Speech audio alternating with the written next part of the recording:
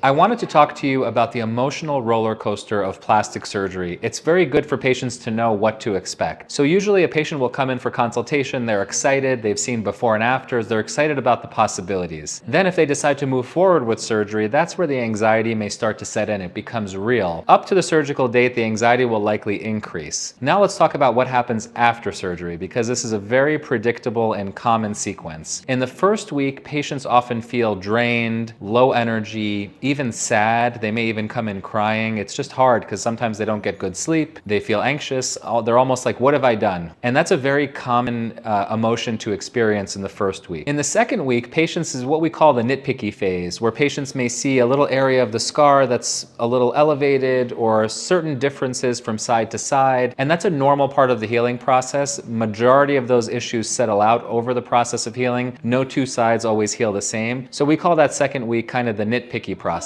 The third week is called the show-off phase, and what that means is you start paying attention to how other people look at you.